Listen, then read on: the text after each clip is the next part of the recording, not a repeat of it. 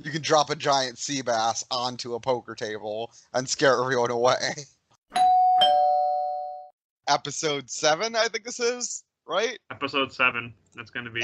Yeah, that's it. Jake signed to Dallas Fuel, so I said that if Jake gets on Dallas Fuel, then we're done. Yeah. And Houston signed a dog to join their team. I mean, there's no point competing. There's no point. There's nothing to talk about anymore. Psych. April Fools. It's fucking April Fools. Monday, April 1st. How are you doing, Connor? I'm doing great. Welcome to the Full Tank Podcast, where we have our wonderful off week of Overwatch League, but we're still going to talk about it. I completely forgot that we were going to record on the 1st, and that just makes it so much better when there's stuff, because there's nothing really to talk about. Right. This past week, because nothing really happened. But there's so much stuff that just happens today that it's just fun to talk. Because for the most part, April Fool's Day is the absolute worst holiday in the entire year. But with gaming, it's a lot more fun because there's a lot of fun stuff that you can put out about your favorite game, and it just gets so much fun. What did I see today? For Honor got this is the best one. For Honor. Yeah. For Honor got raided by the what are they called from? Rabbids. Yeah, Rabbids from they turned it the Rabbid series. Yeah. That happened today. For Honors and Rabbids today. And apparently we looked it up. It's actually legitimate. You actually are fighting Rabbids in For Honor. I was expecting to see. I was playing a bunch of Apex today. I was expecting to see something out of that. I was expecting like only Mozambiques as the weapons today or something like that. You know, nothing like that. There was a good one for Rainbow Six Siege, also from Ubisoft. They made their game all rainbows and pink and glittery, basically unicorns everywhere. Hell and it's all legit. And it's not even for today. It's from April 1st through the 8th. Oh my god. I mean, like, if you're gonna do a cool little event like that, might as well make it last a little bit. The ones for Rocket League usually has good ones, but theirs wasn't that good. They switched all of their casual play logos to these cute little drawings, like 3v3 standard, good things come in threes, these three little people just arms on each other, and 2v2 doubles, all we need is each other. 1v1 duel is a guy sitting in a fetal position, and the caption is, I like flippy cars and slugs in jars. He has a bunch of slugs and jars next to him. What the hell? And 4v4 chaos, the more the merrier. I'm going to send you this picture, actually. Yeah, please do. Because it is fantastic. I'm a little sad because Rocket League usually does really cool stuff for their April Fools. Last year they did big hats for all their cars. Nice. And that was so much fun, but apparently people complained that it affected gameplay. Well, of course it affects gameplay. First of all, you can take the toppers off. Second of all, toppers already affect gameplay. Right. And most people don't wear them professionally. Oh, people just want to complain. I say embrace it. Have the fun off day where you have a bunch of bullshit in the game. Apparently on PC, there's the subtle Reinhardt one for Overwatch where they make it so you can only type in caps. Like everything you type as Reinhardt is just in caps. Oh, that's pretty great. I just got the picture. Oh yeah, I see the Rocket League one. That's great. Man, I might play Rocket League tonight. Yeah, I kind of want to jump on For Honors online, but... Oh yeah! I think I have For Honor. Yeah, it was one of the free games for March or February. Nice. Yeah, it was fun. All right. Well, I guess some actual Overwatch news. There is one big piece from this past week. One actual, real big piece. Yeah. Not Jake getting signed to Fuel, which was not real. But not a dog getting signed to Outlaws, which is tragically not real. It is DeFran, a DPS player in Zarya for the Atlanta Reign, has announced his retirement from the Overwatch League. So, who is going to fill in for him? So, on their roster, their only other DPS is, I think he's Russian. His name is Nlaer. Nlaaer. I have no idea who that is. I assume he's Russian because his name is Ilya Kopylov. Oh, Jesus. Or I might be completely wrong on that. Who knows? They might be looking to bring somebody in. Right. Honestly. I mean, they have to, because, I mean, Defran was kind of there. Yeah, no, he was... I mean, he was the Zarya. He was really good. He was really good. But he got burnt out. I don't know Defran that much as a person, but, like, right. I don't really watch his stuff. And I know it was kind of controversial that he was even in the league in the first place, because it was completely out of character for him. Yeah, I think I remember hearing that. Like, people were like, wait, why are you doing League when you're doing so well just streaming, Yeah. He fit in really well. And that's honestly the biggest reason why he wanted to drop off from his... He posted a big thing on his Twitter on Longer. Yeah. Is that he really just wanted to get back to streaming. And honestly, in today's day and age, that you can make so much more money there, especially as a Defran, who is a bigger name. Right. And, like, he's still connected to the Overwatch League. He is actually going to be an official streamer for the Atlanta Reign. He's found a great organization that he loves. Like, he loves this Atlanta Reign organization. And he's going to be an official streamer for there, kind of like how Emong is for the Philadelphia Fusion. Yeah, who else? Karkio is for... Toronto? Toronto, that's right, yep. Yeah, okay. Yeah. So good on them. I like that. Just a little bit of, like, extra, advertising.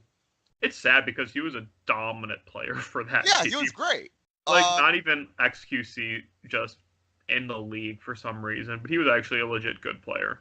Right, yeah. Like, he was one of those players that, like, I had hoped would make an appearance, and I'm glad he did for that short amount of time. Yeah. Like, I wasn't expecting it from XQC, because I figured he was, at the height of his streaming, why would he was one of the biggest names in Overwatch, if not the biggest. Oh, yeah, for sure. I think he's still... no, not anymore, obviously. Oh, no, I think he fell so hard. Oh, yeah. But yeah, what was the one tweet that was making the rounds about Defran lasting, 17 days longer? Yeah. Before he got banned? Well, I mean, at least Defran left. He didn't get kicked out. That's true. Well, we're going into Stage 2 this week. Stage 2 begins on Thursday. Yes, this Thursday. We're having all of our changes come in, which I'm very excited about. What else is this Thursday? My birthday. Happy birthday, Connor. Hey, thank you. So we're getting new changes added into Stage 2. Baptiste is going to be live, and I think we've already seen a few people tweet that they're switching to DPS again thank goodness. For their teams. I think I heard a few people announce, like, I'm playing DPS again, which, thank God. Zachary was just so happy posting about, hey, I can play Doomfist. Look how much fun playing a character I was signed. Yeah, Brandito was playing Doomfist again, which he hasn't played Overwatch in a while, and he's like the Doomfist, He was saying that the changes were awesome. Yeah. What did change on Doomfist recently, actually? They made his cooldowns reduce from 7 to 6 seconds his uppercut and slam. And I think they tweaked some of his bugs that were with him. And he's one of those most bug-prone characters. Him and Reinhardt. Good. Here's the patch right here. Here's the patch. Patch 2, Stage 2 notes for the patch notes for Stage 2. Yeah. Right? It takes until the third line for them to say, hopefully this will get rid of triple tank, triple support.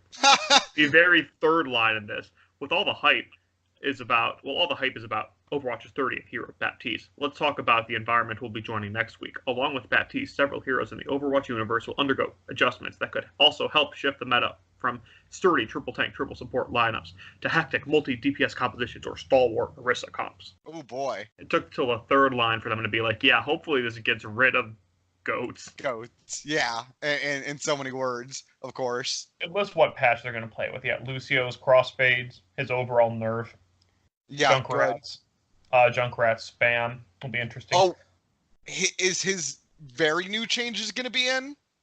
It doesn't look like it. It just says his impact damage increase and riptire cost decreased. Damn it. Because he had that other minor change that made him even... That's on the PTR. They're still trying to test that out.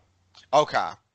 Hopefully that will make its way onto the server soon, because I want to see more Junkrat again. Yeah, it's going to be available for Stage 3, obviously. Oh, yeah, for sure.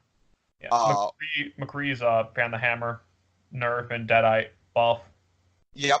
Sombra, the minor Sombra buff to reduce cooldown for hack when it's hacks a health pack. Is that right? Yeah. Wait, is that it? Well, Baptiste too. Or is this just highlights? It might just be the highlights. It's some of the highlights. Yeah. Yeah. I was like, wait, that's just so select and so. No, there's stupid. way more patch notes in that. All the armor changes, the Ana change, Doomfist, Hanzo, May. Oh, we're gonna get buffed May. That'll be fun. Moira's better. Cool. We're gonna see more Moira. Oh, I can't wait to see more Moira. I always love seeing more Moira. So right away, this is gonna be basically a fresh start for the teams because it's gonna be just a brand new world. I think it's been the biggest meta shift in Overwatch history. I think it has to be. Hopefully, because I don't think there's ever been this many significant changes all at once. Right. Like, there's just so much. The only other, like, huge change was when they did stuff to Mercy. Like, when they reworked Mercy, I think they did a big patch change. Like, a bunch of people got changed around, but nothing like this still. I'm pretty sure for that Mercy patch, it was make Mercy the best hero in the game and make Roadhog the worst hero in the game. I think that was the same patch. Oh, man, that was the Dark Ages for Roadhog. The Dark Ages for me. There was a fantastic clip on Reddit that I saw regarding those Roadhog changes. I don't think I could find it for the life of me right now, but it basically was just Roadhog jumping off of a cliff to his death because of how sad he was. It was from the Dino Flask video. When they God. He hasn't really been posting much of anything because his last one was 2 months ago, and that for Diva's video. They really haven't been doing too many videos from Overwatch. I mean, from Blizzard. I mean, he's probably sick of the game, rather. Probably, but yeah, I mean, right away we're gonna be getting a bunch of new power ranking shifts. I'd say definitely. We're gonna have a lot more exciting matches, hopefully. Hopefully. I mean, the little bit we started to see at the end of Stage 1, where we started to see some Widow and things.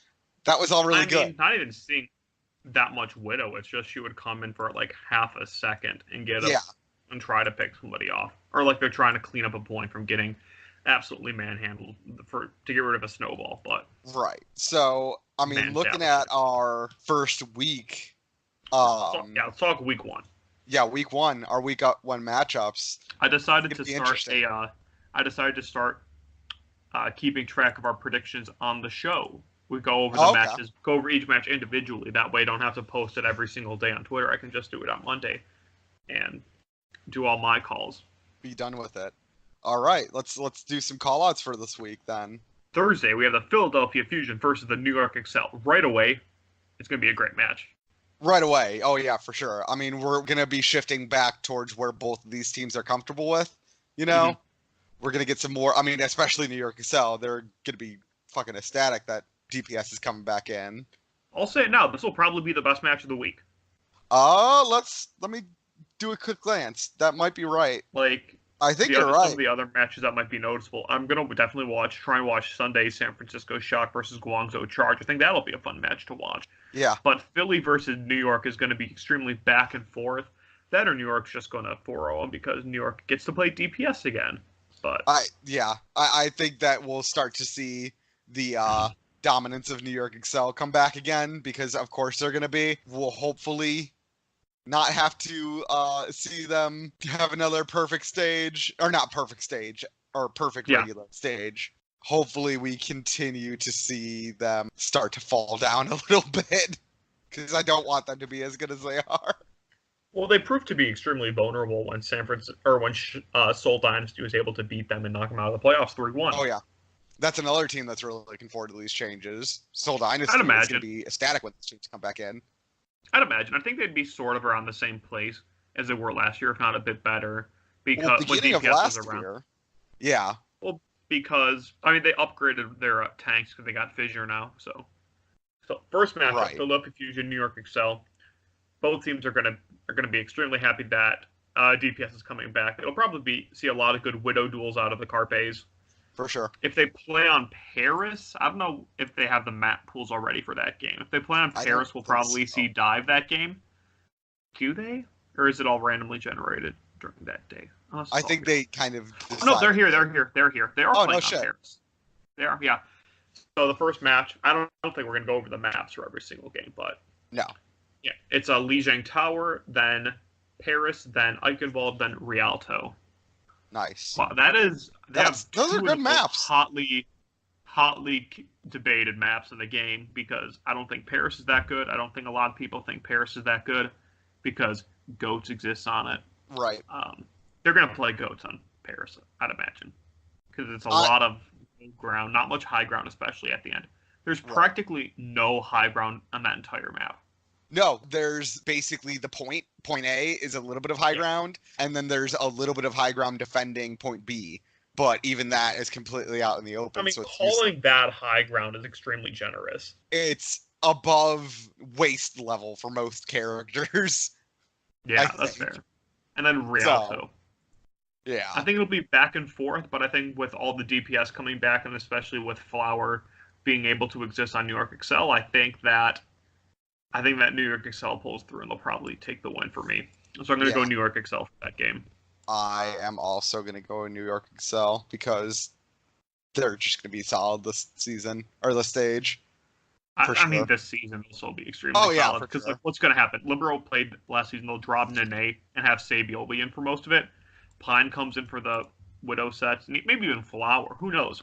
Who knows how they're going to use Flower? Yeah. We get to see Pine again. I mean, we get to see more Pine, finally. Yeah. Is Flower their projectile hero? I think he is. Flower. I don't know what Flower's used. Let's look this up.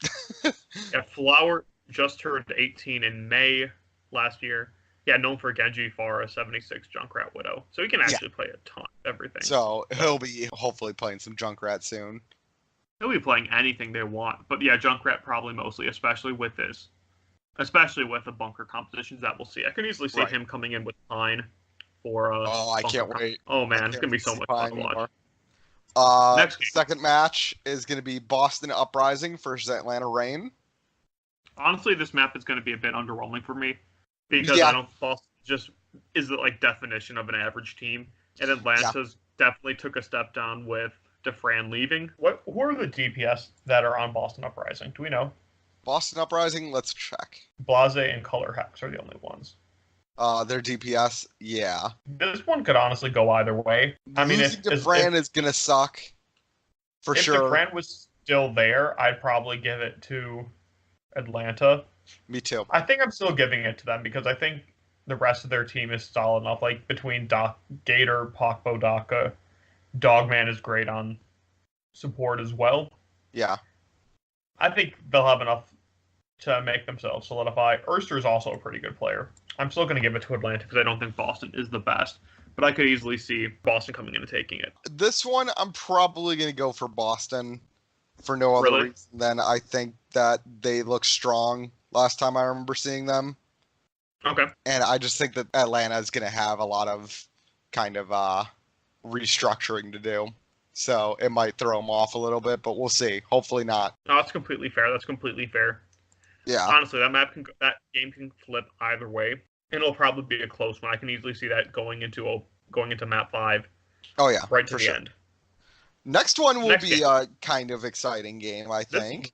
This is a good game. I'm excited to see how this is. Shanghai Dragons versus Los Angeles Gladiators. I like this. I think that they're pretty even right now too. So this will be a good match for them. Yeah, I mean, Shanghai was able to prove that they can win. They got 3 wins last stage, which is 3 more than they had all of the previous season out of 40 games. Right. I'm excited to see how their DPS work and when they're actually playing DPS. But I don't think they're still improvement to me, and that's why with a team that has worked together for so long, led by Hydration and Surefour, I still have to give that to Los Angeles Gladiators. To turn it around at the end of the last stage. I mean, they have one of the best starting DPS in the game. Right. We have the tried and tested DPS core that we've seen from Gladiators, and they did it decently last season, and we kind of saw how Shanghai did it. I mean, total restructure for Shanghai, but still, we'll see how it goes. And that's also throwing in Decay into the mix for the Gladiators, so also an amazing DPS player. True, but I'm going to go with Gladiators for this one. Next one. The last game on Thursday. Technically, it's on Friday because it's starting in at midnight. Speaking of which, they actually restructured this stage so that instead of giving an hour and a half for each match, which is incredibly unreasonable for like 80% of the matches, they gave them an hour 45, which is about the average time for each match. It usually takes. I think so, yeah. So this game is technically at midnight 15 on Friday, but oh well, it's Guangzhou Charge versus Paris Eternal. This one, I think, is going to be kind of similar. I think they're kind of in the same bracket right now, especially going into a new meta. I think they're going to be pretty even. I mean, the DPS core for Paris is incredibly strong. Right. Between Soon, Shadowburn, and they also have Nico, who is doing pretty good work for them, is Brigitte. And even Danye was also solid, but... And then on Charge, as far as DPS, we're going to have Happy, Eileen, Nero, and Kib, KYB. I don't know how they are, but... Also Hoppa, if he decides to play Tracer. I don't think he's going to be playing much Tracer. He'll probably just stay on Diva. Yeah. But that's where I'm going to stand. I really like this Guangzhou Charge team, but I have not seen them actually play DPS as much as I have seen the Paris Eternal, individually at least, play DPS. I think their tank core is also pretty solid, and between Cruz and Hip supporting them, I think I have to give Paris this game. I'm going to agree with you. I think Paris is going to be really solid on this one. It will hopefully be a Game 5, because I think it will be a pretty even match, but I'll take Paris in it for sure. I hope it's an even match. I really like the Guangzhou Charge as a team, and I think they can do really good. First going game on Friday, technically second game because midnight, but we have London Spitfire versus Florida Mayhem. Do we need to say anything besides London winning this game? I was going to try and go for the April Fool's strat and be like, yeah, Mayhem's got this in the bag. But sure, London Spitfire's taking that one for sure. Yeah, our Season 1 champions, they still have Bird Ring, they still have Prophet, they still have Guard between their tank lineups and supports as well. I don't see how they don't win this game against a Florida Mayhem team who is just completely garbage. I mean, I think it could generally be competitive. I mean, Tavik is still on the team. BQB is okay, but I don't see how it's not London steamrolling them. That leads me actually to another thing that we have in our show notes, is that I put on our official Twitter poll for the Full Tank Pod, which you could find at full_tank_pod on Twitter. Self-advertisement. Plug. It was, the question was, I thought about this the other day, and it was, Shanghai has had 7 wins in the inaugural season, and they've won 1 this year, so 8 career wins. Shanghai already has 3. Right. I put a Twitter poll out. Do the Shanghai Dragons finish this season with more career wins than the Florida Mayhem? Which means I answered, I think, correctly in saying I think the Shanghai Dragons are going to have more wins than Florida Mayhem. Because we're going to do this in a math equation. We're going to do this as a math inequality where you have Shanghai on one side and Florida on the other. It's going to be basically X wins equals 7 plus Y wins which is going to be bigger. And I think it's going to be Shanghai probably as well, because Shanghai looks like a competent team. Florida has proven they were not a competent team. Last year, they don't look competent this year. They don't. There were 5 people that voted in the poll, because 2 of them were us. Because I think I also, the Twitter account voted as well, which means 2 other randos posted, at least voted. I think my one friend did, on their opinion. And the final poll results were 3 for yes and 2 for no, which honestly I think all 3 votes were for us. So the 2 people said no, because Florida, from as it currently stands, if Shanghai keeps getting 3 wins a season, SH will finish with 12, and that means Florida needs to get 4 more wins to at least tie that, which is very reasonable. Who knows what will happen, but if I'm going to the safe bet is that Florida will probably have more wins, but I can easily see Shanghai finishing with more. I put it a 45% chance that Shanghai finishes with more. I think it's completely reasonable that they do. I'm going for a low roll. I'm going to say that Shanghai's going to finish with 2 more wins than Florida has season wins. Oh, wow. I mean, we could easily stat out the rest of the season on matches we think. But the meta's going to shift tremendously. I don't even know if Shanghai's going to be good in DPS or Florida's suddenly going to have everything click and they'll be good again. For the record, Florida Mayhem, I do not think they fired their coach. You don't? I thought they did. I thought they did. Did they? I mean, we talked about that they should. I thought they fired somebody. I hope they fired somebody because Me too. Me too. We're looking this up. And all that is to say that we believe that they have a coaching staff update. Yeah. They released their coach they released the coach on the 8th. This is from February. Yeah, they promoted their academy team coach and now they're coach of the Overwatch League roster. Okay. Why did they fire their coach? Ridiculous. I mean, I guess that if you're still having a new coach trying to work with all these players, you're going to want to give them more time, but that was just piss poor. Right. I still think something needs to be done. Next game. Washington Justice. Yes. Versus the Toronto Defiant. This will also be a pretty good game, I think. Yeah. Both teams unproven, obviously. I don't see the Washington Justice winning this at all. It's interesting. I mean, we'll see how they do in Stage 2 with the new update, but they just really look like completely sloppy still. It's going to be a while for them to... That's fair. My thought is that it's going to be with their head coach, former at least assistant coach of the New York Excel with Janice and Narg, also from the Excel, who saw a bunch of play on the team. I think you can see a lot more compositions come in. Corey, their team looked pretty solid near the end of the season. I will say that about the Justice. They were really coming together more. I want to see what they can do on DPS. I also haven't seen what Toronto can really do on DPS. Right. They have a lot of good Korean names on their roster. I don't know much about their play besides. That's a very good gauge, though, for how good they're going to be. This is not a racially biased podcast. I can't really tell because I think this stage is going to come down to which team can adapt and play better DPS. For sure. But I think coaching-wise, I think I'm going to call for Justice who's going to win this one. I think Justice can pull it off. Toronto fell off the face of the planet during the last stage. Did. I'm gonna shock Ryota. They outcoached them, and I think that they can do it. Oh, for sure. We'll see with this one. I think this one will probably be Toronto Defiant, but yeah, I want to be pleasantly surprised by the Washington Justice winning. I'm calling it. So you have Toronto. I'll take Toronto. You'll take Toronto. Next game. I think it'll also be a good game we have next. Oh, yeah. Los Angeles Valiant versus San Francisco Shock. Obviously, Shock proved that they're really, really strong. They looked fantastic at the end of Stage 1. So I think they're going to be really solid Stage 2, continuing this, strong head of steam that they're having. But Valiant, also at the end of Stage 2, started looking really good. That's true. And their main issue was that they had to play GOATs, and they had to have their really strong DPS core kind of sit back and have their tanks take care of it, which obviously they're not good at. But now Bunny can play more agilities, and Kareev can show why they're actually signed to the team. And I think they can do a lot of good.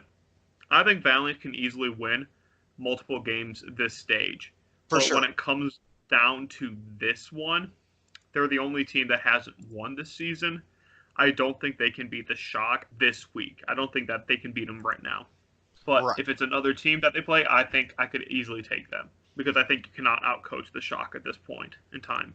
Yeah, they're just too solid right now. So I'm going to go with Shock as well. Just wait till next week. I think Valiant's going to beat the Reign easily. Oh, yeah, I could easily see that happening. Yeah, next week on Friday, the very first game on Friday is Valiant versus Reign. I think Valiant could easily crush them because they have the better DPS core and probably the better roster at this point. And then on Sunday also, it's actually the battle for LA, Valiant versus Gladiators. This is the last game of that stage. They got two solid matchups, and I think they can easily win both. Not easily for the last one, but I think that they'll have competitive games. Yeah. Next game on Friday is going to be Los Angeles Gladiators versus Seoul Dynasty. And again, another good game. Teams were looking better towards the end of Stage 1. And Seoul Dynasty is going to definitely be more solid in Stage 2, for sure. They're going to be probably back up to the higher rankings again, hopefully. I want to see them do a little bit better than they did Stage 1. I mean, they did very well for themselves Stage 1. They made the playoffs, and they were able to beat an undefeated team. Right. The question is, can they actually live up to the hype they had going into last year. So they were supposed to be really good last year. I think that this is a well-coached team when it needs to be. I think Michelle is a really good D.Va player. I think it'll be good to kind of run the team around him. And Flutta gets to actually play DPS again. He'll be great Widow for that roster. I'm excited to see Flutta again. I'm excited to see Munchkin if he gets to see a lot more play for this stage, because Munchkin was one of my non-Vancouver Titans players of the stage 1 because he was so good in his roles. And I'm excited to see what he's going to do now. For sure. Gladiators, we already talked about them a little bit, but they're going to look solid in this new meta. I am going to give the edge to Soul because I think they'll be a little bit better. They got that big dick energy right again from dethroning the XL. They sure do.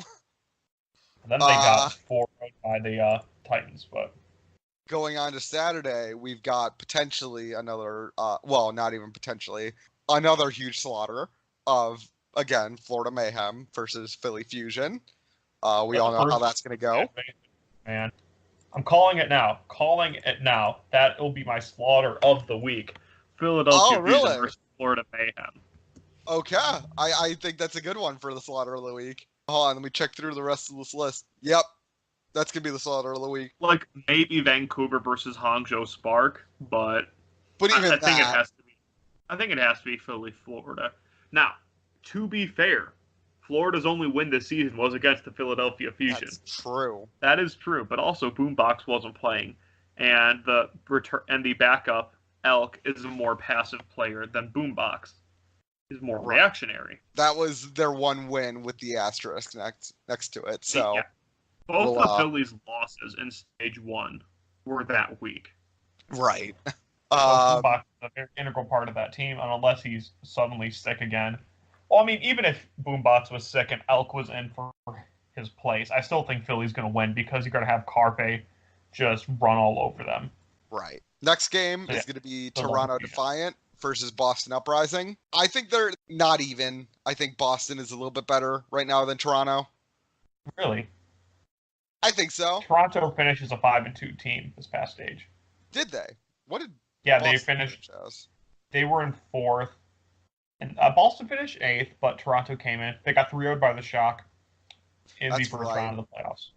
Okay, well, this will be the matchups that Toronto played. They 3-2'd Houston. It's going to be just a lot of me scrolling through each week of stage 1 to see who they actually played. They lost to Reign, but that was when they had to Fran. They beat Valiant, so that kind of doesn't count. Right. Lost to Excel. Of course. Beat Boston. They beat Boston in stage 1. Okay. So I'm going to take Toronto again, because they know how to outcoach them. I haven't seen their DPS in action, but I think this is a well-coached enough team. They got a lot of good players going for them. I think they can pull ahead, and they'll be able to beat Boston. I'm going to go with Boston so that we have some opposition.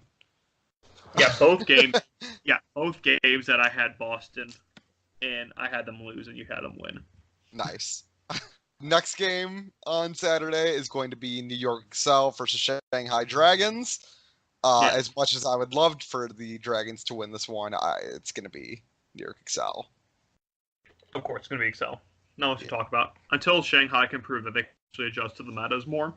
Right. Like, they showed how good they could be, and they were actually a pretty fun team to watch last stage. But oh, yeah, for sure.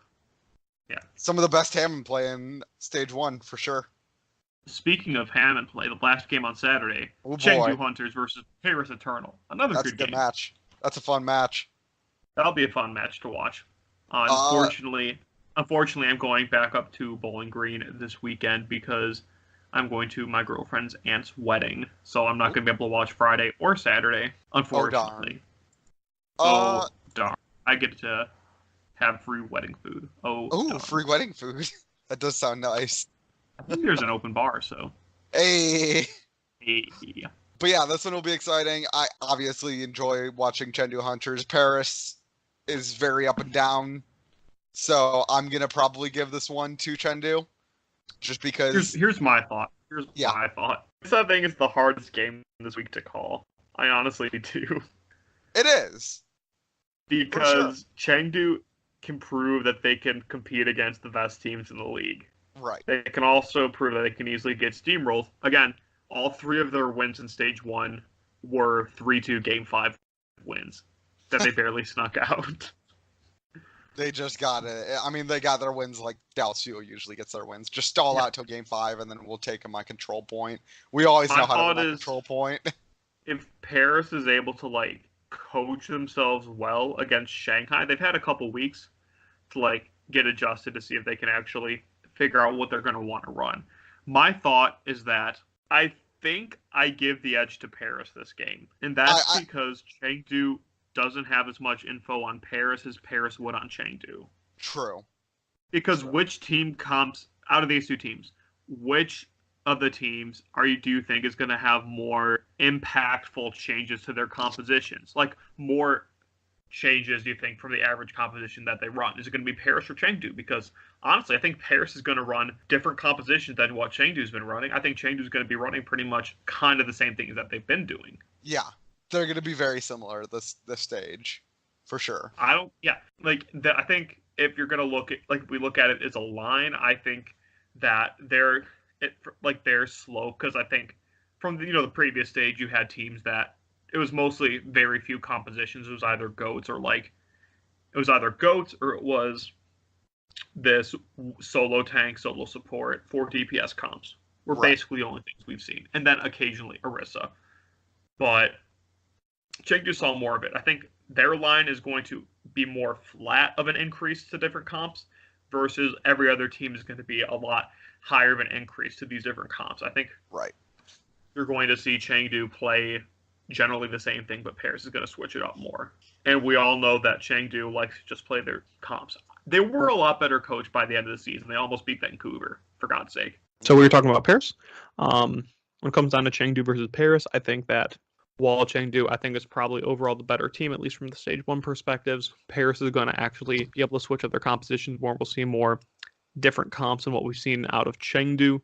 So this is the hardest one to call for. I think Chengdu is the better team, but I think I'm going to give it to Paris because I think they have probably a DPS core, and they're going to be more willing to switch it up and switch things around versus Chengdu, who usually just plays the same exact things. Like, at least from the very first stage that you saw when they're playing their solo tank, that you have always Jinmu is always on far or whatever. I'm going to have to give it to Paris, I think.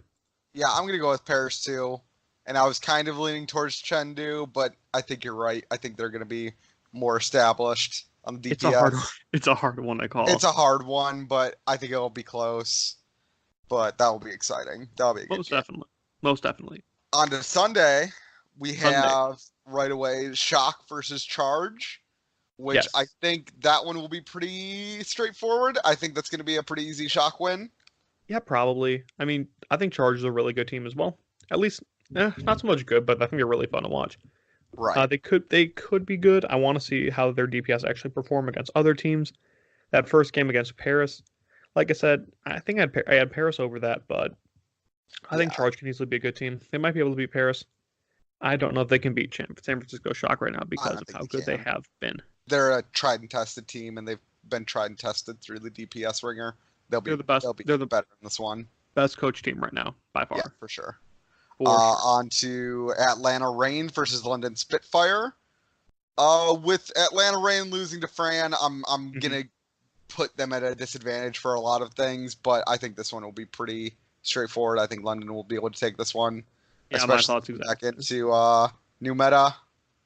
When the new meta shifts over. Yeah, I think that one will be pretty straightforward. For London get their DPS back to actually playing DPS, and they're going to be a hard team to actually beat. And I don't think Atlanta has made many meaningful changes.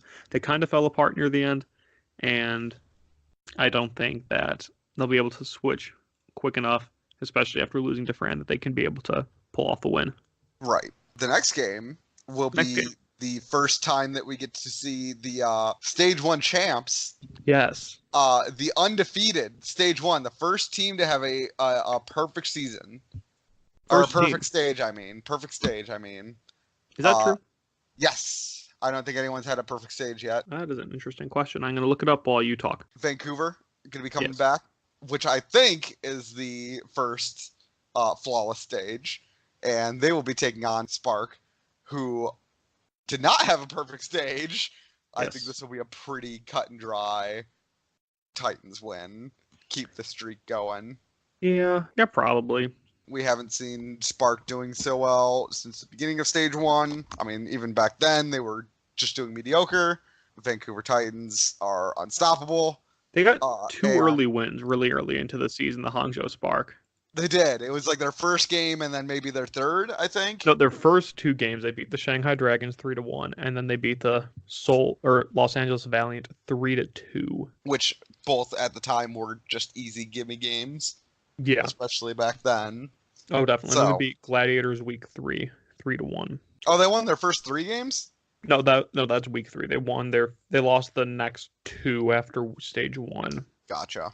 But yeah, that'll be a pretty cut and dry Vancouver Titans win.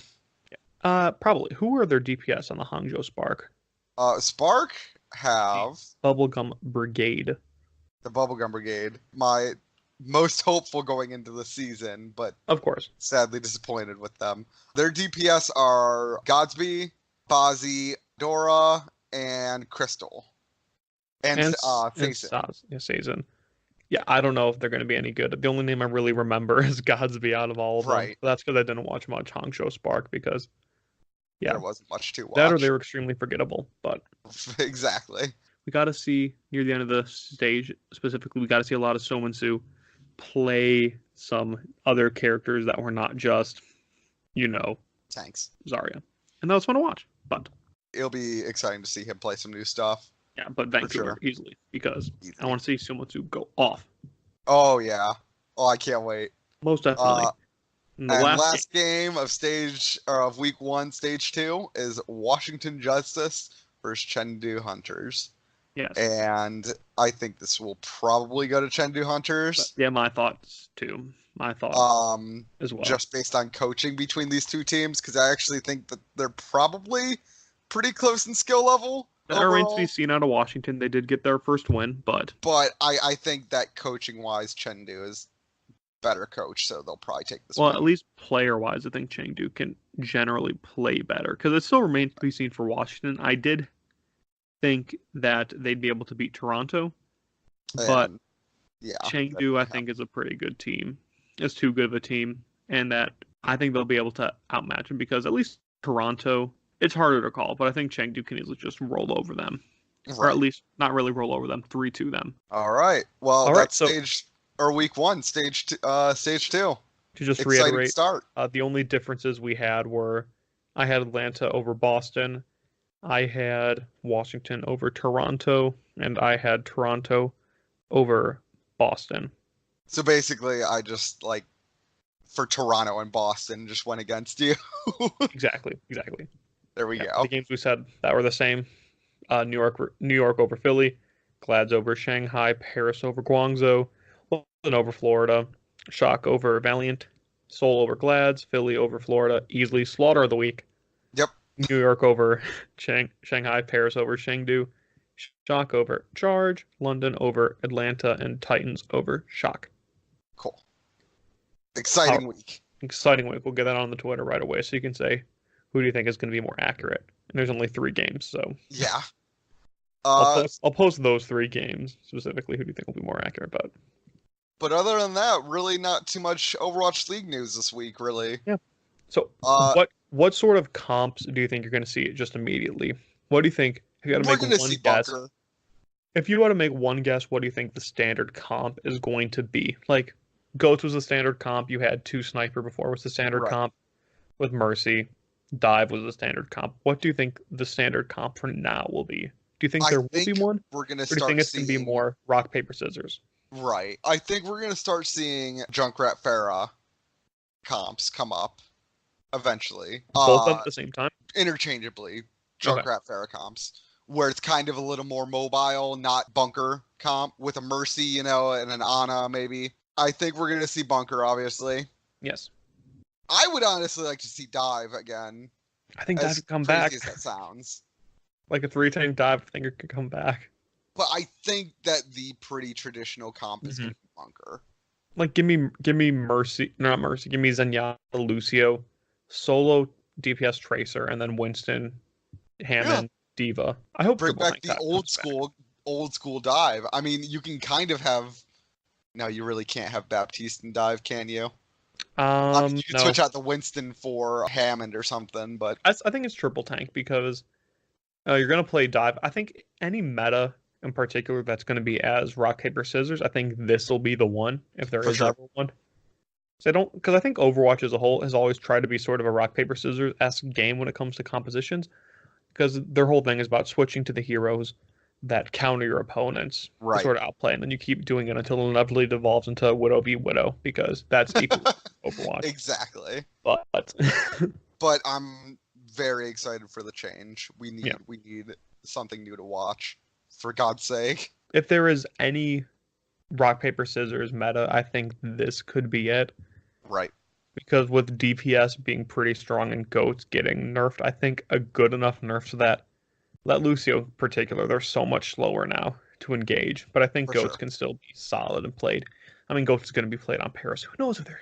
Like, I really hope they don't keep playing GOATs. All of the Twitter accounts have been posting how they've been wanting to see the death of GOATs. So I think that... Man. We should be seeing the death of it, hopefully. But because the comps we will find out on Wednesday. Like off the top, like I'm going to count on my hand how many comps we'll see. GOATs, Bunker, Dive, Solo Tank, Solo Mercy. That's 4 off the top of my head. Like the Pharah comps, yeah. Yeah, Solo Tanks. Yeah, I think there's a good amount. And then obviously a bunch of variation between those comps. Of course. Where you weave in Sombras and, weave in Anas eventually, hopefully. I mean, that's 4 comps off the top of my head that I can name that I think will be legitimate contenders to see played. Bunker, GOATs, Dive, Solo Tank, Solo Support. I think it'll be exciting though. Yeah. And I am looking forward to actually seeing some new... I mean, we're going to see, first-person perspectives again from people. We don't get to see first-person perspectives anymore when we watch League. That's not just We'll actually get to see some individual performances. Performance that's not just Reinhardt swinging his hammer or Zarya right-clicking into nothing and getting hits off. If that's all we get, then that's fine by me. Give me Filthy Widow headshots. Give me Filthy Widow headshots or give me death. Oh, man. And make death be GOATs. Yeah. Death to GOATs. We got all this cleared out of the way with all of our Overwatch stuff. We could talk about other games for once. We're ready for something I've been wanting to talk about with you for quite some time. Oh, for sure. Game Sekiro. of the year 2018. Game of the year 2018. Game of the year 2018. I have a very easy answer for this. You have I have a top 5 list with honorable mentions. Let me make sure of one thing really quick. Mm-hmm. But mine is very cut and dry. I know what yours is. Yeah, we're good. Mine will probably be a little bit harder to guess. Did you put together a top, an actual ranked list of them? Now, for last year, I didn't play as many new games. So I just have the games that I played last year that I really enjoyed. Yeah, for me I put together the games that I played for the first time in 2018 slash I bought and played for the first time in 2018. There are many games that came out last year, but also games that I finally bought. Some of the ones that didn't make the list. I played Pokemon Let's Go Eevee. That was a lot of fun for the Switch. I got Fire Emblem Shadows of Valentia Echoes for the 3DS. That was pretty fun up until the very last mission. So that game, it goes you switch between the 2 protagonists and you eventually merge together and form one giant super army at the very end. But then you have to fight this huge final boss in one of the hardest battles that I've ever done, and there isn't a save point until, for me, for at least an hour and a half before that point. Oh, God. And so I lost badly, and I'm like, well, fuck this game, and I haven't played it since. That makes sense. I also played through Dragon Quest VIII for the 3DS. I played and finished that up for the first time. And I played a card game called Unstable Unicorns that I got from Target. It's hella fun, really cute. A lot of good stuff. I have a top 5 list and some honorable mentions. Go for it. On mine. I do want to talk about some of the stuff you played, though, that didn't make your list. I don't have too much the stuff that I played last year is the stuff that I played. So, I'll kind of start off with a few things. A lot of Overwatch. Okay. I played a decent amount of Overwatch, but of course it was frustrating all year. But I did something. I actually played comp this past week. Really? It was a lot of fun. I'm still in gold. I placed like 24-10 or something. Maybe I'll do my placements this week. It was rough because like I was playing pretty well with my friend who got his way up to diamond, but nice. I was playing through my placement. I'm like, I really hope that we can actually play together because I don't think I'll place this low. Right. And we did we had competitive 6v6 limbs as well. Place. I got placed at 24.95 for that. Because like, when we were doing it, we were talking all about like do you think they'll put you like think they actually take into account your actual comp, or they think they'll randomly place you like they do for Lucio Ball or capture the flag? And they're like, yeah, they'll probably take the other stuff into account. And yeah, sure enough, I will finish in goal. I haven't played since like season 8 competitively, or at least. Yeah, I don't think I've played competitively in a few seasons. And I'm like, yeah, it's just like right on the cusp. And I played like a game or two, and I was able to get into plat for that finally. But nice. It's 66 limb, so it doesn't mean anything. Right. And then I can play a bit more. I'd play a bit more on comp, but it's very dependent on if anybody's in my house, actually, because our Wi-Fi is so bad. If anybody else is on it, my ping is like 200 at least. I need a new router. It was acting especially bad today, so bad that my mom couldn't even do her work from home on her computer. It was acting so bad. Oh, that's always the worst. I have mine because I kind of just steal it from my neighbors in my apartment. Because for whatever reason, my apartment's Wi-Fi doesn't work. So I just take it from my neighbors, and sometimes it cuts out, and I have to switch to my other neighbors. Of course. So how many games did you actually write down on your list? So for me, I had 3 that I wanted to talk about. You have 3 that you want to talk about? Yes. First one, just quickly, because I didn't get too in depth to it. Or actually, I have another one I want to talk about too. 4. Okay. XCOM 2 was one that I played a good amount, but not nearly enough of it. I need to go back and play more of it, actually. But damn, that game is fun. XCOM 1 was one of my like favorite, just, like spend an hour playing a night games, I just go in, do a mission or 2, build some base stuff, and then be done for the night. And it's just so damn fun to just get into these huge, massive fights in XCOM 2. Even if you get a team wipe, it's still exciting to get through all that and, like, make your own little stories. So I really like that one. XCOM 2 is far better than XCOM 1. And that you get to make and talk all about. Awesome customization. So that one's really good. My other one that I haven't beaten yet, but I really love was Metal Gear 5. I've never like seriously played any of the Metal Gear games up until Metal Gear 5, and goddamn, it's so much fun. It's so fun watching me and my brother, because I got my brother into playing it too a little. It's so fun watching me and him play it differently, because I'm very much like I'm gonna try and go through and do everything stealthily. I'm gonna take out everyone without it being seen, And my brother my brother will just run in and start just dropping mortars onto bases and killing everyone that he sees, because he finds that fun. I find the stealth fun. You can do it however you want. It's great. That's what's great about that game, is that there's so many different ways to play it. I have some words about that game, though. Yeah. I hate that game. Why? Let me put it into perspective. I have played 1 hour of that game. Okay. And I think it is well justified in my hatred of it. What do you not like about it? So I played a single hour of this game because it was like a year or so ago. It was one of the free games of the month on PS4. Right. And like, this is great because this is one of the Game of the Year 2015. It's like a highly regarded, amazing game for free. Yeah, for free. And I got it for free. And I was excited to play it. It has the absolute worst opening of any video game I've ever played. It does. You're absolutely right. It starts off with this, like, I'm going to paraphrase a ton of this. It's like this, you start off in like a helicopter and then it like crashes down or something. And you have to design, you reconstruct your face in a hospital or something, right? And like, let me take over. You build your face customization and then it never comes into play.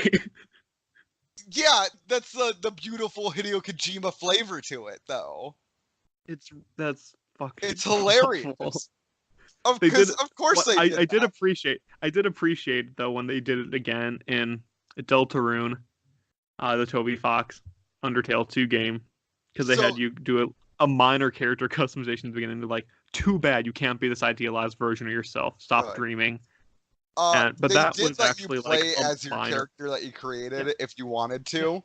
You were able to play as your character, but that's not the point. You're supposed to be playing as Snake. That's fair, but that's a complaint. And then the opening is really slow because the opening is not Metal Gear, from what I understand. The opening, you start off in the hospital, going away from this really cool, like, it's under attack, and there's this really interesting, like, fire spear that has this fire spirit totem-looking thing that has this big gas mask on or whatever. And you're basically trying to run away from. You're trying to run away from whatever the entire time. So here's why I hate this game. The first half hour of this, you're crawling on all fours, unable to move. Right. For the first half hour, you're unable to actually move at all. You can only move your head and look as these people just get killed in front of you as they're talking. Completely boring. The next 15 minutes, you're crawling on all fours or whatever, trying to stealth, and people still immediately kill you, doing whatever. And then the last 15 minutes, you can actually do gun stuff. But by that point, you're so pissed off of the first 45 minutes that it's not fun. And the worst part is, like, this really cool fire spirit totem. It's really ominous. I was really excited to learn more about that throughout the story. But they kept fucking using it throughout the entire opening so that it completely loses its effect. Whenever, I would leave, I would, go into the next room, like, oh, it flies in through the window. Oh, who would have thought what this is? Oh, man. And it literally comes in every other room, and I'm like, well, this is kind of losing its effect. I mean, I know it's supposed to be mysterious, but it's not doing it for me. And it completely takes you out of it, gives you so little choice, and it's one of the worst openings of any video game I've ever played, and I did not want to give it a second chance. I do agree with you that it's one of the worst openings. You don't play the Metal Gear games for the story because there's no logical sense to any bit of the Metal Gear story. The gameplay is the most exciting of any Metal Gear game, though, and that's why I liked it so much. Once you actually got into the meat of the game and you were in the game, it was a lot of fun. No, and imagine it is because I like the sandboxy feel where you can literally do what you want. Like GTA 5 is one of my favorite games of all time because of how much you can do and how much you can just screw around in the game. But I had to go through so much to I didn't even play it. I rode the horses at the end when you're trying to run away from the thing again because they only do that. And I'm like, I'm done with this game because it's. I was disappointed, but I couldn't play it anymore. I get it. I totally understand that because it is frustrating, that game. The start. What about some of your other top fives? Okay, so I have a top 5 list. Yeah. I pulled up all their pictures. I'm going to send them to you in our chat as a list. I have a top 5. I have a top 5 list and 2 honorable mentions that I'll say before my number 1. Okay. So, number 5 on my list. These are games that I played this year, for the record. 2018. We have Super Mario Odyssey. Of course. A game that came out in 2017, but 2017, like I said. Games that I played in 2018. Yes. But so I got my Switch around September, October, and I wanted a game with it, so I wanted to get Odyssey. I was on the fence on whether I even want to get it or not because I appreciate platformers, but I'm not a big fan of them. I absolutely hated the controls of Super Mario Sunshine. And oh my god. Oh. I didn't think those controls were slick in the slightest. And I was worried on whether I'd actually like this game or not. I know, it's a hotly debated. It's a hot take. You either love it or you absolutely hate that game. I do not like the controls for it.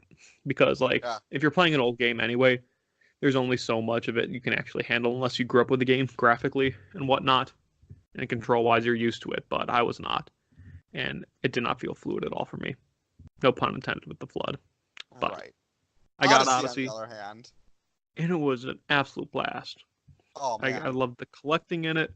Loved all the platforming that, I'm not a huge fan of platformers in general, but I appreciate a good one, and I really loved this game. There was so much to do. There was a downside, though, when I was playing through.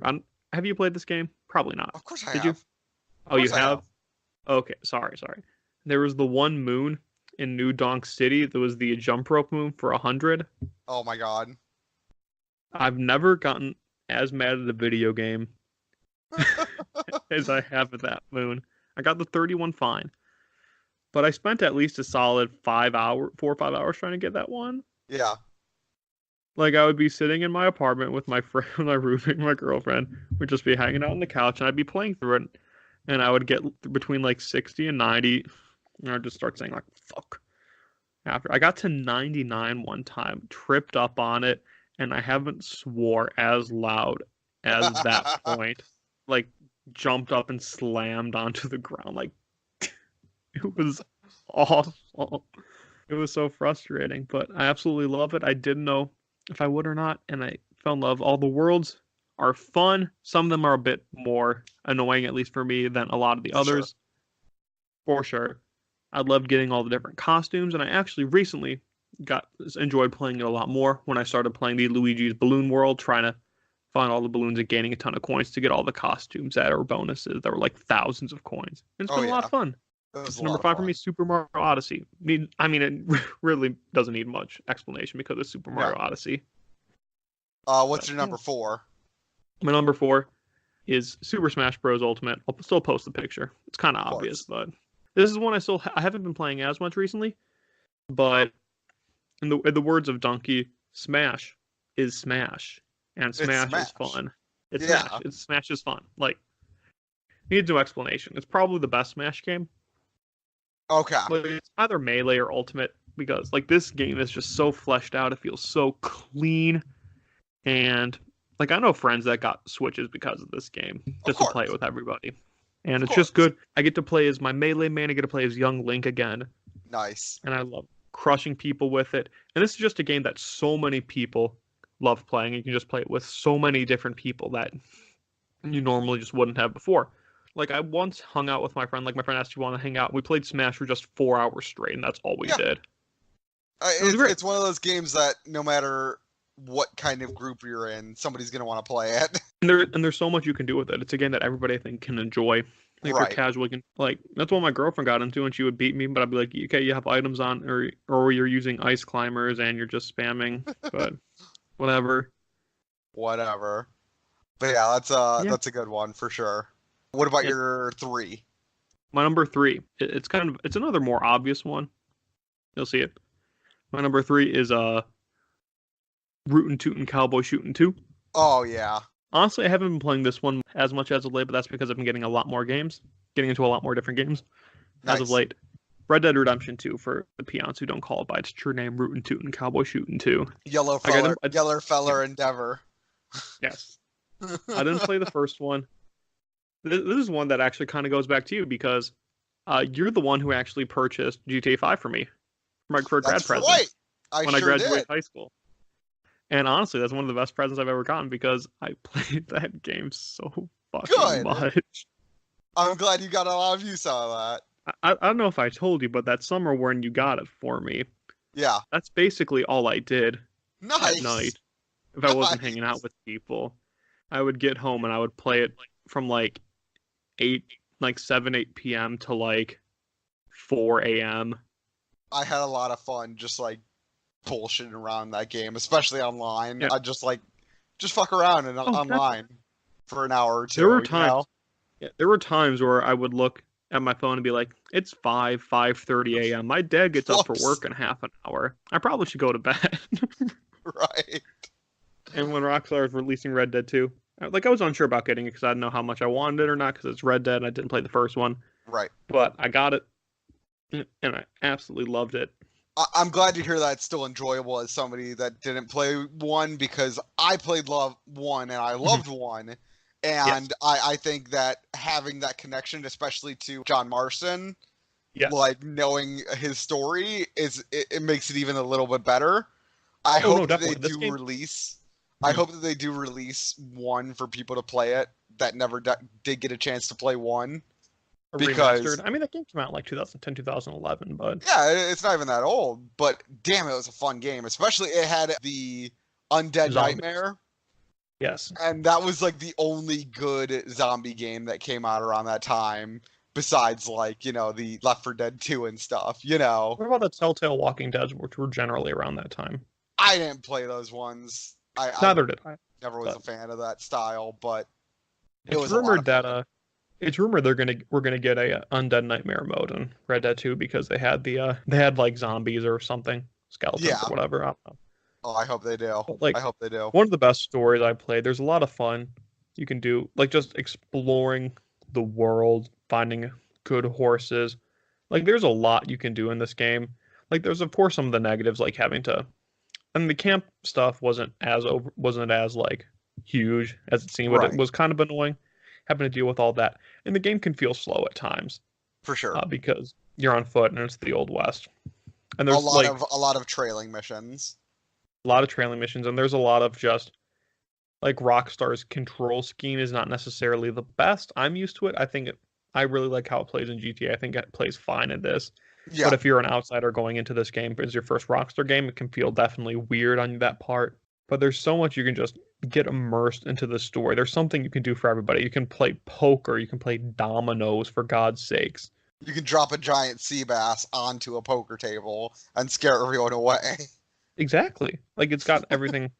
Got something for everything. You can dress up your guy. You can make him clean shaven. You can give him a beard, a big bushy beard. You can walk around and say, "Howdy, partner," which is my favorite thing to do. Hi there, mister. Hey, mister. Howdy, mister. That's all I used to do. Like I would just ride around town and just say howdy to everyone. And like some of the best written characters I've ever seen in a video game. There were some good ones for sure. I think that my only complaint with my big complaint with that game was that the second half definitely felt a little rushed and forced with the story. But I did feel it dragged on. Game was awesome. I did feel it dragged on a bit near the end. Basically, after minor spoilers, after the island. Yeah, that's about all that happened. I think the story dropped off pretty heavily. Because I feel like the way it progressed, it was about that point where it felt like the game should be wrapping up now. Right. But it didn't. It went on for another half of a game. Because because I saw it came out and there was 6 campsites and then 2 in the epilogue. Yeah. And then the island was number 4, I think. That sounds right. Because you had your first... Well, no, it was number 5, I think. Because the first one was the northwest and the mountains. Second was... second was the standard island. Third was... I can't remember a lot of these names. The fourth was the house. Never mind. But it sort of dragged on near the end. For sure. Especially when it talked about all the interactions between all the Native Americans and your tribe. It just felt... At that point, that was sort of the driving force near the end. And for me, it just kind of, I wasn't as invested in it. And it also doesn't help that it was kind of far away in the middle of nowhere. Where all the follows were in. But there's so much you can do in the game. And then when the online came out, I played the online maybe once or twice. I didn't really get into it as much. Yeah, no. But that's because it's slower. And as slow of a game it is, they really need to do the online well for it to work. Because GTA's online is absolutely awful. If you're playing by yourself, it's absolutely awful. For sure. But yeah, it's a great story. Character-wise, it does a great example of there's 3 characters in particular to talk about. The first one is Micah. The first character I want to talk is Micah, who is one of those great examples of a character that is so well written and so well acted that you absolutely hate everything about him. Right. It's a good skill to be able to write likable, dislikable characters, Or just good, bad characters, I should say. He's not even they do such a good job at just making him so annoying. Right. And it's so perfect on just how big of an asshole. Because it started off and he was he was kind of a jerk, but it really started progressing more when, especially for the second character I want to talk about, when Dutch Vanderlyn, when you really got to see Dutch's mental state sort of deteriorate as the game was going on. They were losing more and more team members. You got to see him losing it, and then you got to see Micah being able to step in and kind of influence him. He was like the devil on his shoulder the whole time. That's a great analogy. It's just a great example. And if we're going to talk about character writing in a game, or just character writing in general, Red Dead is going to be a great masterclass in just writing that sort of folly, because you get to see Dutch just his entire mental state deteriorate throughout. He's not being able to come to grips with how the world is changing around them. He keeps wanting to keep his family together and that he has a plan to lead him out. But as the game keeps progressing, we know that plan is losing it, and he just still needs to grasp onto something, which is the plan. And then, of course, Arthur Morgan, our protagonist. Oh, his story is just so good because he's the bat. He starts off like he's a cowboy. He's the number one. He's like the number 2 right next to Dutch. Him and John Marston. He's his right hand man. But throughout the entire story, he's trying to, especially when he gets caught with tuberculosis. Tuberculosis, yep. He really just starts having to reflect on, even when he's doing those Herr Liebken missions. Is that his name? I think so. Herr Strauss, not Herr Liebken. Herr Strauss, that's right. Yeah. Herr Liebken is the German man in the hit musical The Producers. Herr Strauss, and he's really coming to grips with what it means to be a good person. Is he a good or bad person? Right. And especially when he gets tuberculosis, he really just trying to figure out, is he a good person? And just some of the writing with him and the acting is just so good. Especially when he starts meeting the nun. Oh man, damn it!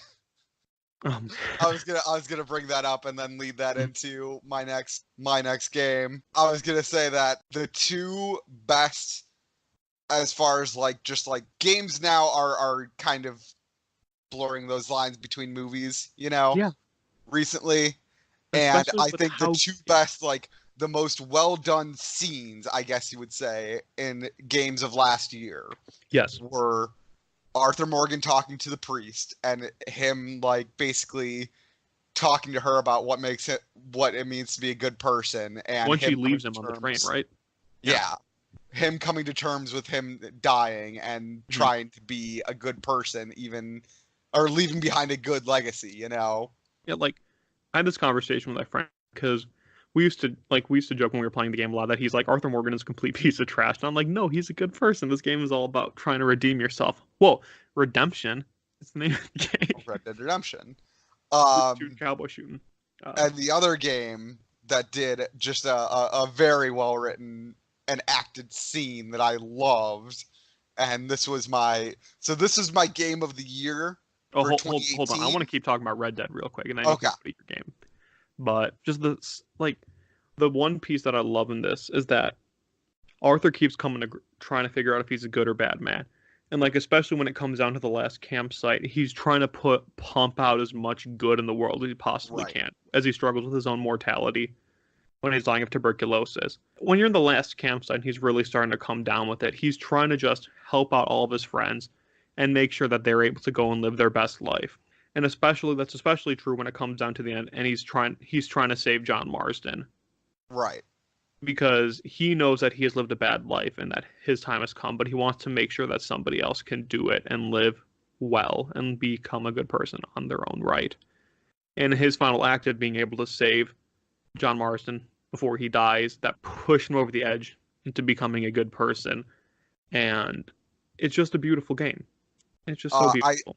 I think the ending of 1 would make you appreciate the ending of 2. I know what happens with the ending of 1. Okay. So you know how that all goes down. I know how that happens.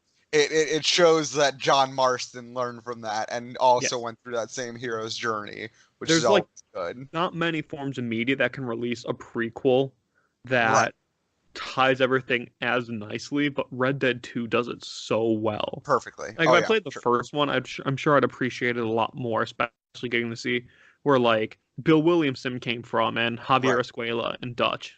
Because they were the big people from the first game. And especially John. You always got to plan Dutch. Yeah. But my other really favorite scene from last year was from my favorite game of last year, God of War, which the scene was Kratos and Atreus. They just got out of Tyr's vault, and they just got this rune that would get them to the end game, And so they were gonna drink this wine from Kratos' hometown to celebrate the end of this journey. Yes. And Kratos gives it to Atreus. Atreus drinks a little bit of it. hates it. Is that his son? Snatches it, chugs the whole thing of wine out of his hand, and just looks at him and goes, "Ah," in his big deep voice. Is that his son? I love that scene. I've not played God of War. Is that his son? Atreus, yeah. Okay. But of course, God of War 2018 from Santa Monica. Yeah. Completely changed what the God of War franchise was.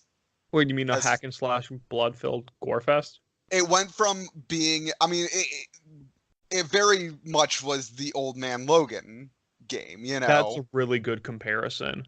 And a lot of these games recently have been kind of doing the Old Man Logan story, which I love that story told in different ways. I mean, the last kind of started with The Last of Us is probably the best. Exactly. I was going to go into that. The Last of Us, and now The Last of Us 2 is going to be very much like that. It's going to be the younger person taking control as the older mentor, and I'm guessing this is going to happen in The Last of Us 2 dies, you know. I am all ready for Ashley Johnson to win even more awards for The Last of Us 2. Oh man, I can't wait. I am really excited for that one. But God of War, it did it so well, the kind of, you know, father-son story. Mm-hmm. And it managed to make the Norse mythology grounded, which is crazy to do. I mean, it was so easy to just like picture this massive world snake in front of you and just accept that as, okay, that's how the story's going, you know? If it was the old God of War, he would just run up to it and immediately try to kill him. Right, and that's what this game did so well, is showing that he didn't want to keep doing this. It finally brought up that question of, oh God, Kratos, you're a monster. And that was one of the other fantastic scenes from this game, was Kratos literally being confronted by his past of Athena, who was a god that he killed, I think.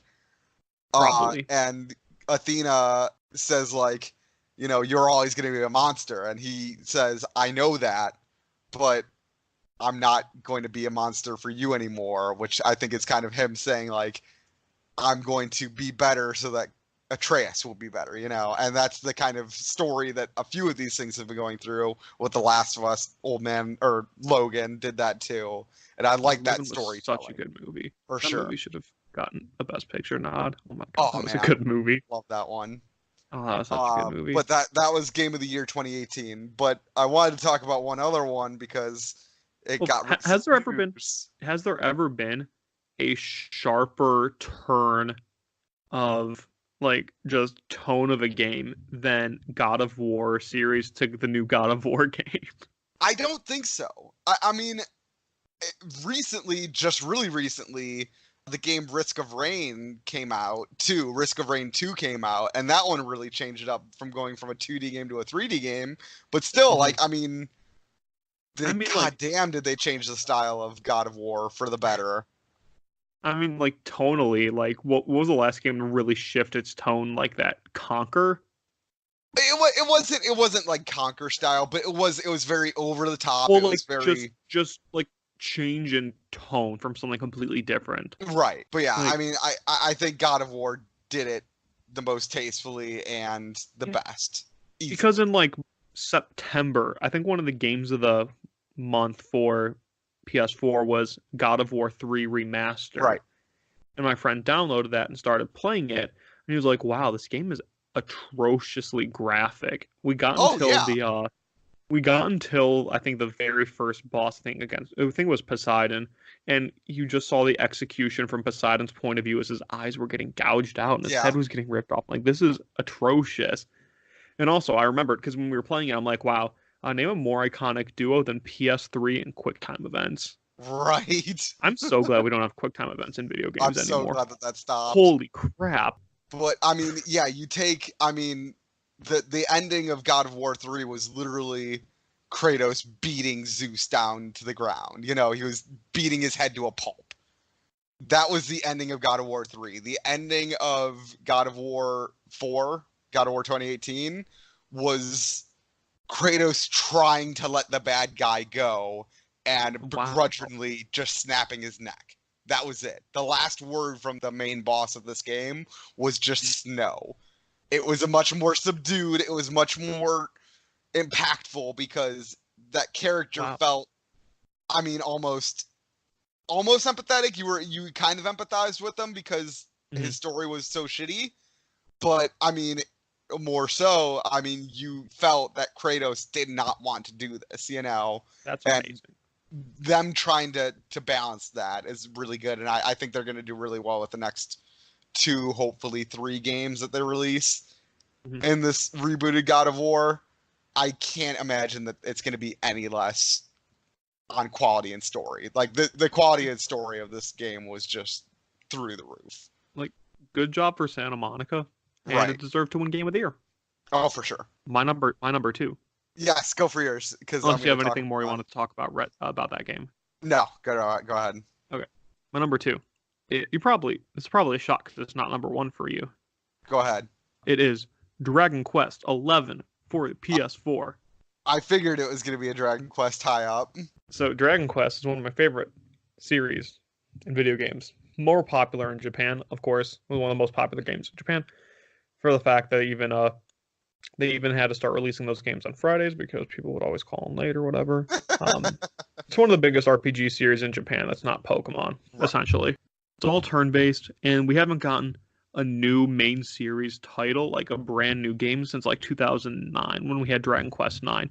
Don't really look into how these numbers all started to name, because we got Dragon Quest 9, we got Dragon Quest 4 and 5, then we got Dragon Quest 9 in the West officially, then we got Dragon Quest 6 for the first time in the West, and then we waited until 2018 where we got Dragon Quest 11. And it's one of my favorite franchises, arguably the best in the series in pure gameplay. Huge open world, beautiful to look through. One of the best stories in all of Dragon Quest, just looking through everything. 3 main acts to it. You have the first one, there's a clear intermission break point where it completely shifts over. And then Act 2 is great. Credits roll, and then there's a big Act 3 point at the end. Like, it's an RPG. I don't really want to spoil anything for the people that actually want to play it. But if you want an entry to the series, you're ever interested in this, I'd highly recommend this game. You have a great cast of 8 playable characters you can play as that are all unique. It's an incredibly fun game, really fun combat. One of the hardest in the entire series because they have added a lot of higher difficulty modes that you can throw in, like you're not allowed to wear armor, you can't forge, you can't low experience gain, all that sort of stuff. There's a lot of cool things about this game that adds a ton of strategy to it, and it was one of my most anticipated games for quite some time, and I'm absolutely loving it. Absolutely loved it. It's getting re-released on Switch this year.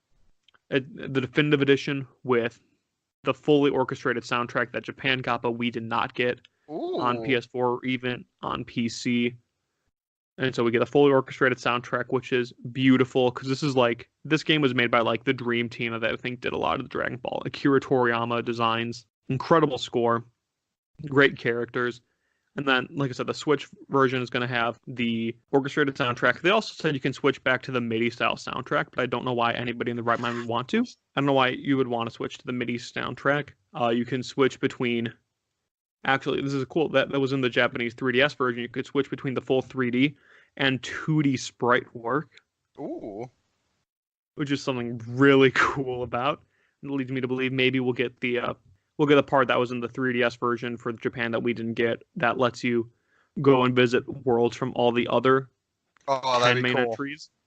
Oh, wow, that'd be really cool. And there's a bunch of extra story missions as well. It's called the Definitive Edition for a reason, and I'm probably going to get it again. It might be on my list for 2019. Who knows? Nice. Do you want to go on to your honorable mentions? Yeah, I got 2 honorable mentions real quick. The first one is Star Wars Battlefront 2. I'm still surprised that you speak so highly of this one, but you did kind of sell me out last time we talked about it. It's a good game. If you hadn't listened to one of the old podcasts, I had talked about Star Wars Battlefront 2, defending it. It's really a game, one of the prettiest games I've played.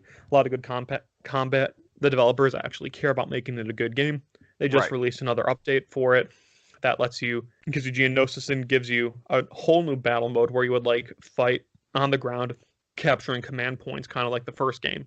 Yeah, it's old school. And then if you capture enough of them, you actually go up into the Star Destroyer, big ship from the enemy team to try and destroy it from the inside. Oh, cool. And if you can't do it in your strike team, you go back down to base and do it again and try and do the main battles again, see until one of them goes away. I tried playing it for one game, but as we failed to destroy the base the first time, it glitched out and we couldn't actually finish the map. So we quit out and started playing Overwatch. And we said, yeah, we'll come back to this in a month. Like, it can be glitchy at times. I'll be incredibly easy to admit it. Skin count in 2017, I bought it and played it in 2018. Because I had my friend got it in 2017. We played it with him.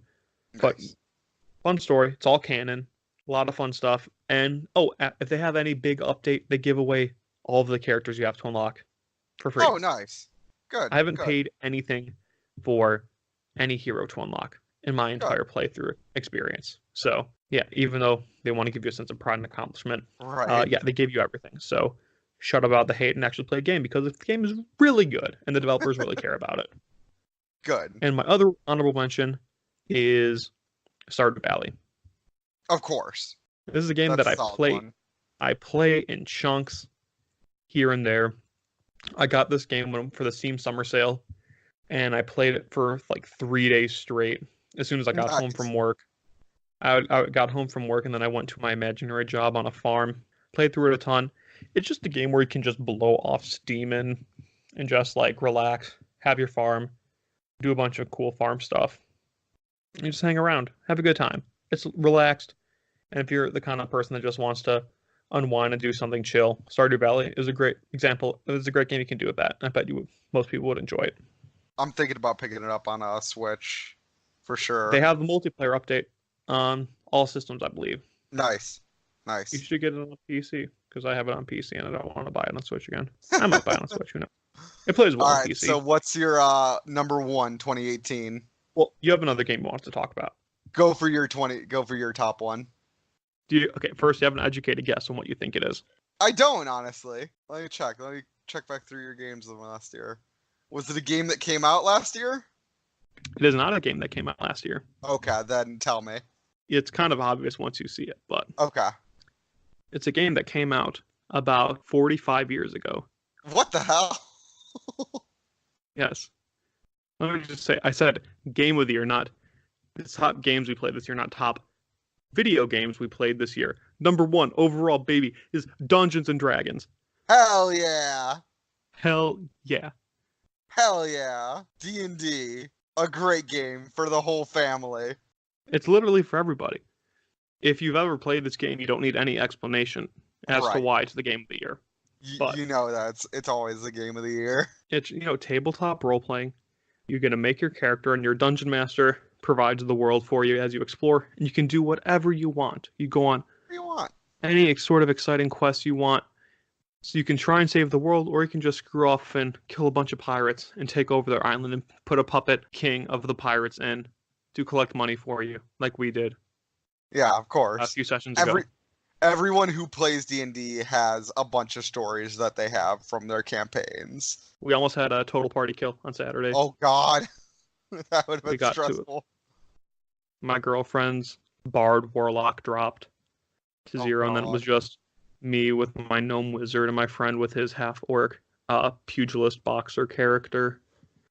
And it got really close against this big, bad, evil-looking plague doctor guy and one of our teammates who turned out to be, or like he was he was a clone that just went berserk of something. And it was a hard fight, and we were able to win. There's a ton of good storytelling. And like the point of D&D is not to actually play a game.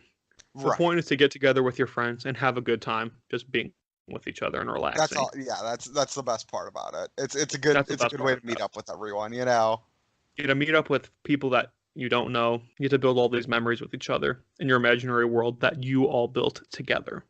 Right. Solid. A ton of fun. Solid game. Game of the year. If you hadn't, you can easily. It's so easy to get into the game now more than ever. There's many streamlined, so many resources. There's a reason that it's in its renaissance right now, and 5e is doing as well as it is. It's because it's so mainstream right now between the likes of Critical Role, Acquisitions Incorporated, McElroy Brothers, even Stranger Things got even extremely popular. Yeah, everyone's talking about it now. It's so mainstream. It's so mainstream. If you go and talk to your friends that if they'd be interested in playing, I bet they would. There's so many people nowadays, especially, that have been interested in playing it but never have. And it's so easy to get in now more than ever that I highly recommend. For sure. Looking it up. Do you have anything else you say, or could I go on mine? Not much else to say. But my top 5 list with honorable mentions: Stardew Valley and Battlefront 2, Odyssey, Smash Bros, Red Dead, Dragon Quest XI, Dungeons and Dragons. Solid list. My game, not that came out last year, but my favorite game that I played last year, I've already talked about before, Divinity Original Sin 2. Oh man, I need to get it. It's the perfect game, I almost want to say. Really? Especially for me, because it's so much like Dungeons & Dragons. It's the perfect video game, because it's so much like Dungeons & Dragons. You can do anything in it. You think of the most stupid shit, and it works. And I wanted to bring this up last because Larian Studios, who is a great company, by the way, they reply to all of my tweets. They just announced that they are releasing a offshoot game. They partnered with another studio. I can't remember what the other studio is called, but they are releasing Divinity Fallen Heroes, which is a continuation of Divinity Original Sin 2. Yes. It basically makes it a more tactical, whereas Divinity Original Sin 2 is very story-driven with combat interlaced in between, this game is going to be way more combat-focused. It's going to be kind of similar to XCOM, actually, where you're going to go on missions. I think it is kind of how they're making it out to be. Still has story, still has a lot of customization, because the customization is awesome in this game, but way more combat focused, which I love because the combat is a lot of fun. The combat is I mean, you got to try and be tactical with things. You get all your synergies down, you get your team getting really well working together, and it's just so much fun figuring out these little combos to do for each of one of your teammates. So it's a full combat game in this universe is going to be just off the chains good. I really want to get Divinity so we can play it together online. Oh my god. I cannot recommend a game any more than Divinity. Okay, so I got my taxes done the other day, and I was looking to see what my tax return is. Apparently I didn't withhold any money, so I didn't get anything back from that. Yeesh. But I got from between what I have to pay, I had to pay to get my taxes done because I did it with my family, and I guess I have to pay it or whatever my pay was for that. Right. And then versus the actual tax return I got from the state of Ohio, my tax return net total was $8. Nice. So I am not playing Divinity 2 anytime soon. Damn. Divinity Fallen Heroes should be coming soon. I'm very much looking forward to that one. It's going to be probably one of my contenders for game of 2019, but a game that I'll talk about later because I'm going to have to start wrapping up. Sekiro is, of course, being a very heavy front runner for 2019 Game of the Year for me already. But anime Dark Souls. I don't know if I have enough time to go into how much I love it already. Are we about to push it back for the second week in a row? We're about to push it back for the second week in a row. Oh no! As tragic as that is, maybe I'll be done with it by next week. I'm making my progress. It's slow, but sure. That's why we're pushing it back. Does that mean we're going to push back the Google Stadia again? Yeah, we're going to have to push back the Google Stadia again. I don't think anyone's itching to hear our thoughts about Google Stadia. Was there any news after? God, no. I didn't see anything, but that just might be my inner circle. So right. What I transform myself with. But I think those are two solid lists for games of 2018. Very nice. What was your list again? Mine was God of War, Divinity Original Sin 2, Metal Gear, and XCOM 2. Nice. And I publicly defaced Metal Gear 5. And Metal Gear 5. After having played an hour of a game that you can kill so much time in. Oh, yeah. I'm well aware that I have a very unpopular opinion about this game that I've barely touched. For you, I probably couldn't sit down and play Dragon Quest right now, but you talk very highly of it. So Dragon Quest, all the reviews for it were stupid because a lot of the reviews, it's a great game. It's highly rated. It's at least 85% on most websites, but a lot of the reviewers are like, man, this game feels so old. I'm like, that's the point. Because it's still classic turn-based combat. Classic. You choose your action, he goes into attack. It's not quick time. It's not any sort of you have to build combos. You can immediately attack as soon as you get your turn back. Not any sort of that stuff. It's not quick. Wow. You can play it as slow as you want. It's great. It's not like you binge it all. Yeah, it's not you binge it all at once. It's like you get home from work and play it for a couple hours before you go to bed. Right. That's what's great about it. It's like it's very much segmented into little story chunks that you can sit down when you get home from work and play through it. Very Every so often. It's easily digestible. And the charm of Dragon Quest is that its style of gameplay has never changed. That's what's great about it. There you go. It's like Pokemon in that regard. It's always comfortable. It's always a comfortable home to come back to. Exactly. You know what you're getting out of it. It's delightful. While still having a lot of cool combat choices you can do. Oh, I always like good combat choices. There's one combination in particular with one of the characters named Eric. He's like a thief character, quick guy. One of his moves. Well, first of all, he can dual wield knives. Ooh. Is one of his abilities, and can make it so he can deal more damage with it too. He has a combination. Like you can use his knives to put an enemy to sleep with one of the moves or poison them. Either one. He has a move that also lets him take a turn off, but on the next turn he strikes. Like two versions of himself also pop up out of him. Oh, he nice. Strikes. He has basically 3 big hits, but with the two-handed knives he attacks twice, so it's 6 total hits. And he has one where you poison him first, and then you do this move that if he's poisoned does a crap ton more damage. So with 6 hits you can deal over 1,800 damage in a single blow, which is a lot. Yeah. See, that's why I think you'll really like Divinity. Man, once you actually want are able to play it. I've been really wanting to play a lot of high fantasy stuff. I've been playing through Skyrim a lot recently on my Switch. It's good stuff for sure. I'm gonna have to call it for tonight because I gotta get food. But we are back to Overwatch this week. Back to Overwatch on the podcast next week. We'll talk week 1. We'll talk week 1. And we'll actually get to Sekiro. We'll actually get to Sekiro for sure. That's gonna be top of the list. Besides maybe Google Overwatch Stadia. stuff. Maybe Google Stadia. Maybe. I'm gonna put a question mark on the docket. There you go. Any closing thoughts before we head out? Buy more loot boxes. Buy more loot boxes. Nothing clever today. Just buy more. I don't either. We don't have to be clever because we're on a bye week. Bye week. All right. Well, thank you very much for tuning in, and we'll see you next week.